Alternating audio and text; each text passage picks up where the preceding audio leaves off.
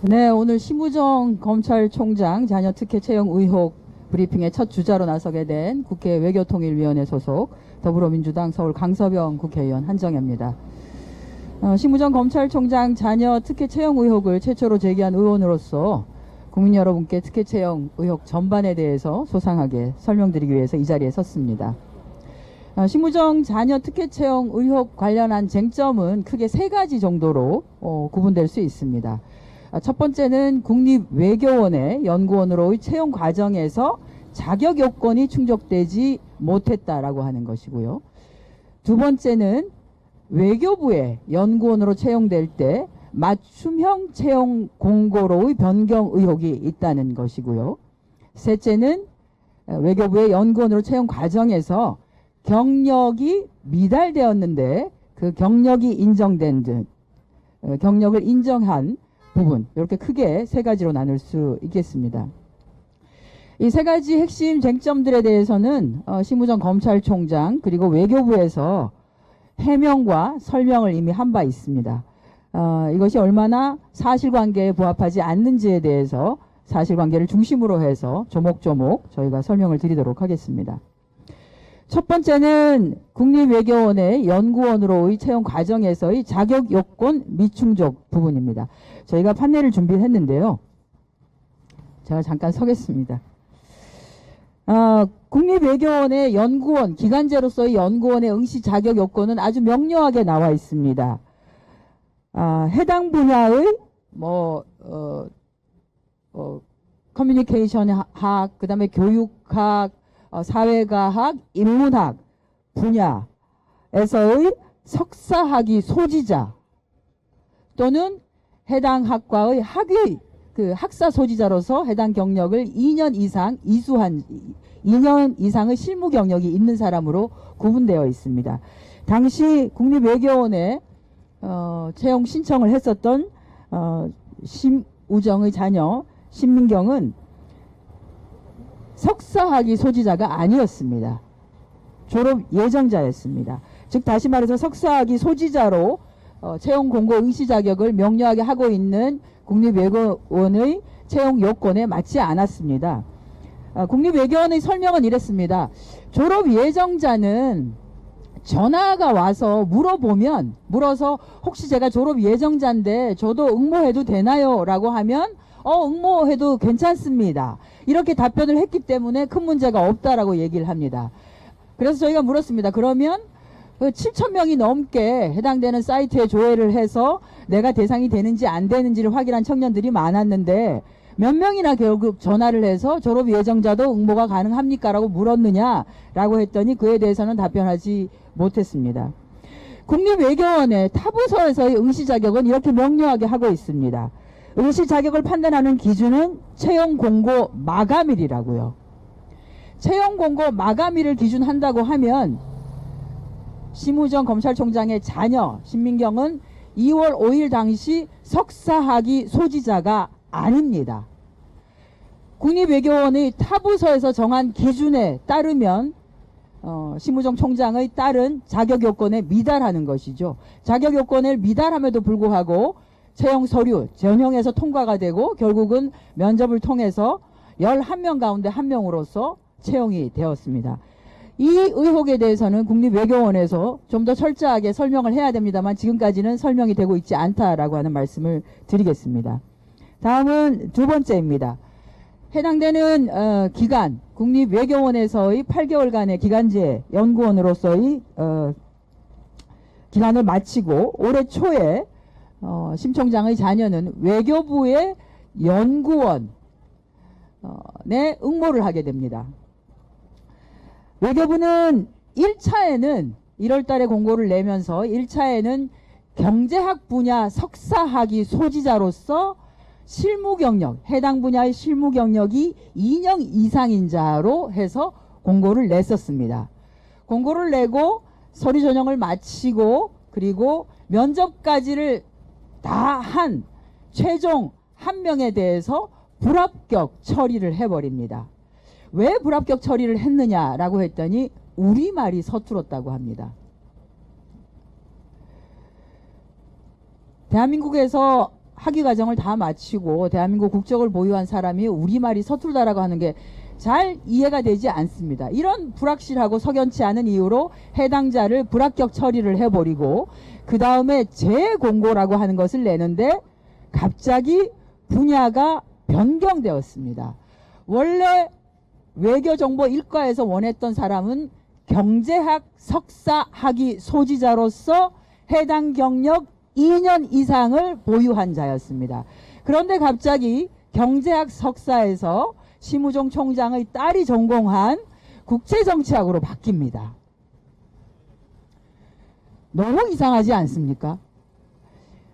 왜 전공 분야를 바꿨느냐라고 저희가 물었을 때 경제학 석사 분야에 대한 채용 공고를 냈더니 응시하는 사람이 너무 적었다라고 답변을 했습니다. 외교부에서. 그런데 국가기관에서 연구원 공모를 하거나 하는 경우에 이렇게 응시자가 적은 경우가 다수 일어납니다. 왜냐하면 급여가 그렇게 많지는 않거든요. 외교부의 경우에도 동일합니다.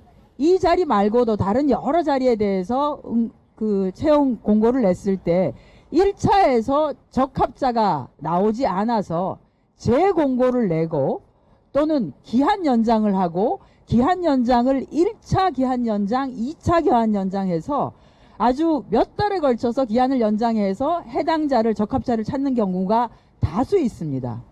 즉 다시 말해서 경제학 석사 관련한 사람이 응모수가 너무 적다라고 하면 기한을 연장하는 것이 너무나 합리적인 판단입니다. 그런데 외교부는 왜인지 기한 연장을 하지 않았습니다. 재공고를 하면서도 해당되는 경제학 석사 분야라고 명시하지 아니하고 그냥 분야를 바꿔버립니다. 왜 분야를 바꿔요? 경제학은 사람이 적고 외교부기 때문에 아마 국제정치에 관심이 있는 사람이 많은 것 같다. 그래서 국제정치로 이거를 확대를 하면 많이 올 것 같아서 그랬다라고 하는 정말 말도 되지 않는 경제학 석사를 뽑겠다고 했을 때는 저희는 충분히 이해를 했습니다.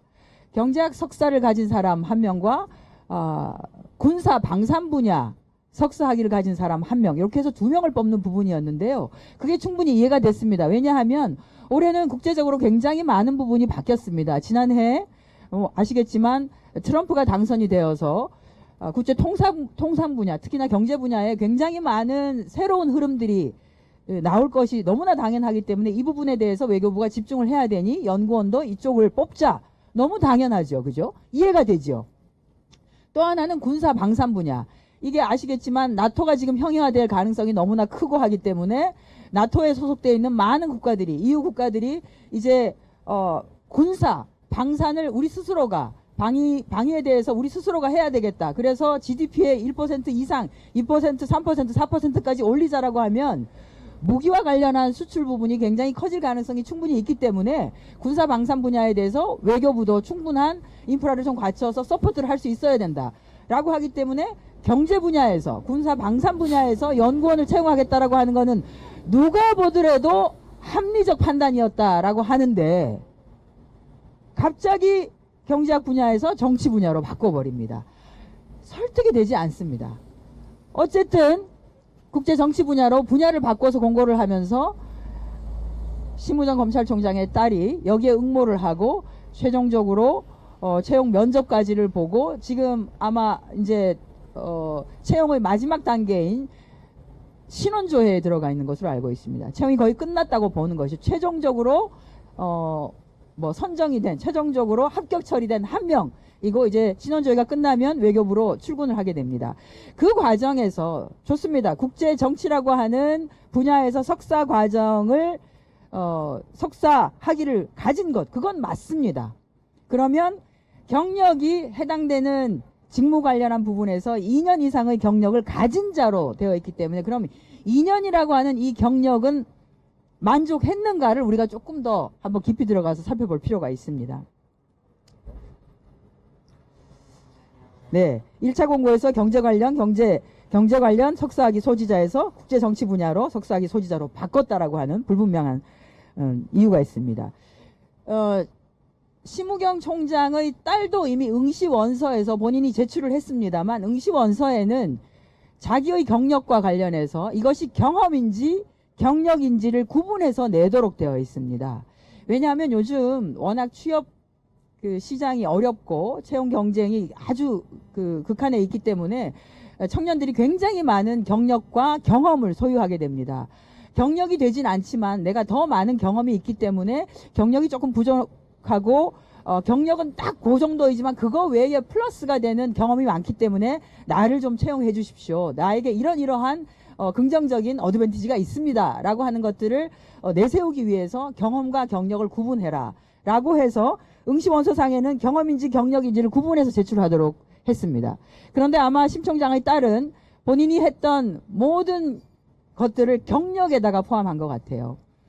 그러면 이게 경험이냐 경력이냐를 어떻게 구분하는 것이 가장 단순하게 볼 수 있는 거냐라고 하면 요즘 청년들이 얼마나 매섭습니까? 그리고 사람을 씀에 있어서 확실하게 노무 제공을 받는다라고 하면 급여를 제공하지 않을 수가 없습니다. 그래서 우리가 되게 경험과 경력을 구분할 때는 내가 그 일을 해서 4대 보험을 납부하는 급여를 받았는지 이렇게 되면 그거는 어떤 방식이든지 경력이라고 할 수 있습니다.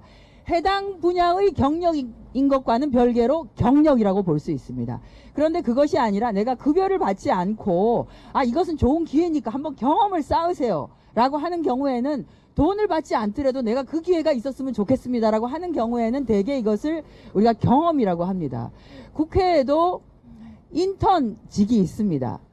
그런데 이제 인턴직 중에서 급여를 받는 인턴직이 있고요. 예를 들어서 방학이라든지 이런 것들을 통해서 인턴 경험을 좀 하고 싶어요 라고 하는 경우에는 급여를 받지 않더라도 제가 인턴 경험을 하면 좋겠습니다 라고 하는 경우에는 급여를 받지 않습니다. 이렇게 두 개가 같은 명칭이라도 두 개로 나누어집니다. 외교부가 이것을 너무나 잘 알고 있습니다. 왜냐하면 외교부는 인턴십 공고를 하는데 급여를 주는 인턴십 제도를 운영하고 있기 때문입니다. 그러면 심 총장의 딸이 내가 인턴을 했어요 라고 해서 써낸 그 경력에 대해서 급여를 받았는지 안 받았는지를 아주 쉽게 확인할 수 있습니다. 채용 과정에서 면접을 통해서도 문답을 통해서도 확인할 수 있습니다. 그런데 심 총장의 딸이 했었던 그 인턴의 과정은 급여를 받지 않는 과정이었습니다. 언페이드라고 해서 이것은 국제기구이고 국제기구에서의 경험을 쌓는 것은 본인에게도 굉장히 큰 도움이 될 수 있으니 급여를 받지는 않지만 그리고 아주 중요한 업무를 하는 것은 아니지만 와서 한번 국제기구가 어떻게 돌아가는지를 보세요 라고 하는 것입니다. 근데 이것을 경력이라고 써냈습니다. 그리고 또 하나가 서울대학교 대학원에서 연구보조원 업무를 했다고 하는 건데 이것이 아주 경력 기간이 깁니다. 1년 10개월입니다. 그 1년 10개월이라는 기간 동안은 본인이 석사 과정에 있었던 기간입니다. 동일한 기간에 경력을 쌓는다고 했을 때는 채용을 담당하는 사람은 확인해야 되는 것이 뭐가 있냐면 이 경력 기간이 풀타임이었느냐 상근직인지 아닌지를 반드시 확인해야 합니다. 왜냐하면 우리가 상근이라고 할 때는 주 5일 근무 하루 8시간 해서 주 40시간을 기준으로 합니다.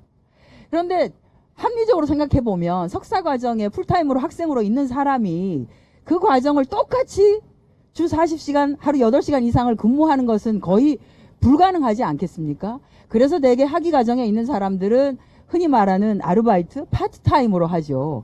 파트타임이 될 가능성이 너무나 농후하기 때문에 정확하게 네가 일주일에 몇 시간을 그 업무를 했느냐를 묻고 시간에 비례해서 경력을 산정합니다. 이것은 기준이 있습니다. 가이드라인이 있습니다. 그런데 그렇게 하지 아니하고 써낸 것 1년 10개월이라고 하는 것을 그대로 경력으로 인정한 것이죠. 심 총장이 얘기했던 35개월의 경력을 나의 장년은 충족했다. 2년 이상이다라고 하는 것은 그겁니다. 국립외교원에서의 8개월, 그리고 서울대학교 국제대학원 국제연구소에서의 했었던 1년 10개월, 그리고 UN 가버넌스 센터에서 했었던 인턴십 과정 6개월, 그렇게 더하면 35개월입니다. 실질적으로 채용 시장에서는 경력을 산정하는 과정에서는 경력 산정이 되지 않거나 크게 봐주어서 그것을 경력으로 인정을 해준다 하더라도 시간제로 비례해서 인정을 해줘야 되는 것입니다.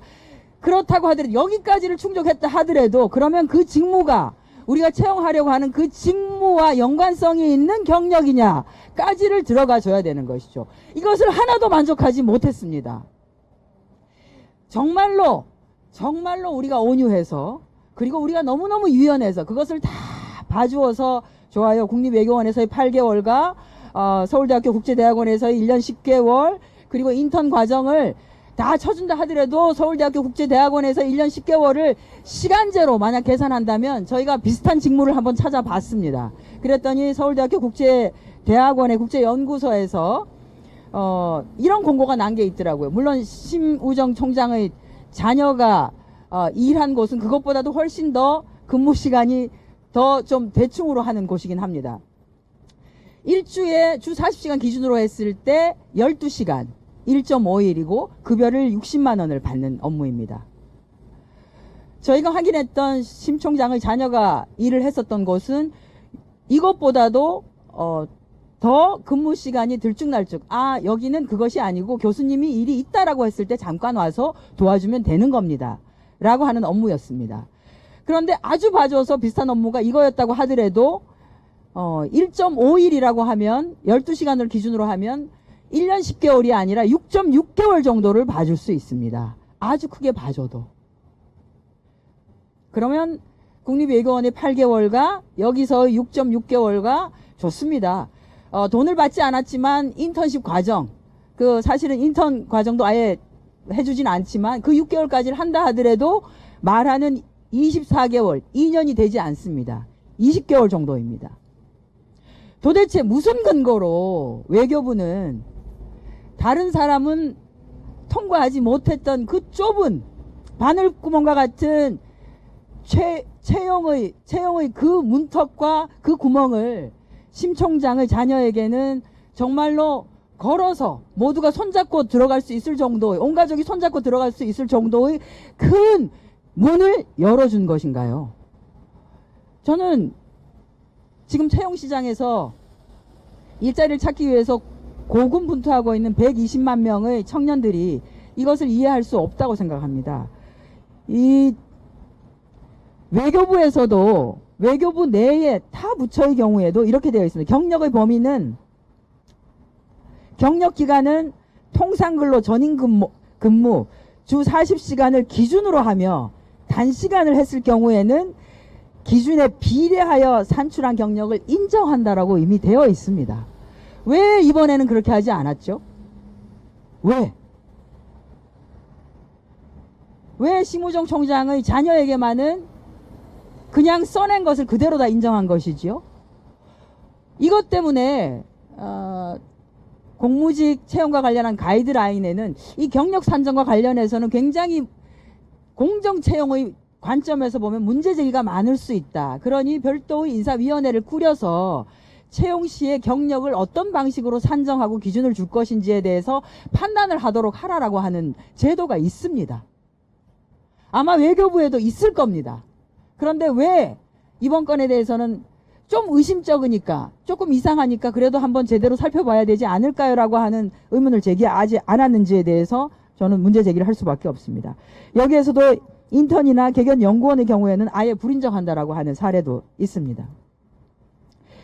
다른 부처도 그렇습니다. 공무직 채용입니다. 공무직입니다. 지금 연구원은 저희가 실무관이라고 하는데요. 공무직이거든요. 공무직이 다른 게 아니고요. 공무원과는 다르지만 정년이 보장되는 정규직입니다. 한번 들어가면 그냥 정년될 때까지 있을 수 있습니다. 여기에서도 상근 경력만을 인정한다고 했습니다. 공무직이라고 하더라도 상근 경력 주 40시간 이것이 상근 경력이라고 보는 것이죠. 여기에 대학 조교 경력이나 학위 취득에 소요되는 경력이나 또는 연구 영역 수행의 경우는 제외한다 라고 이미 되어 있습니다. 근무 경력 인정 방법도 역시 마찬가지입니다. 전임제는 다 인정하지만 시간제의 경우에는 근무 시간에 비례해서 경력의 일부를 인정할 수밖에 없다라고 하는 기준들이 다 있습니다. 이것이 공무직 인사와 관련한 채용과 관련한 가이드라인 지침이 2021년에 2020년인가요? 21년 8월 말에 만들어졌고 여기에 따라서 각 부처가 이 기준을 만든 것입니다. 외교부라고 별도 부대가 아니기 때문에 이 기준이 만들어져 있을 겁니다. 그랬기 때문에 외교부 타 부서에서는 그런 기준을 가지고 경력과 관련한 산정 기준을 정한 것이고요. 왜 이번 건에 대해서만 특혜라고밖에 볼 수 없는 방식으로 경력이 산정된 것인지에 대해서 외교부는 정확하게 적확하게 답변해야 할 것입니다. 네, 제가 너무 길게 한 것 같습니다. 여기까지 하도록 하겠습니다.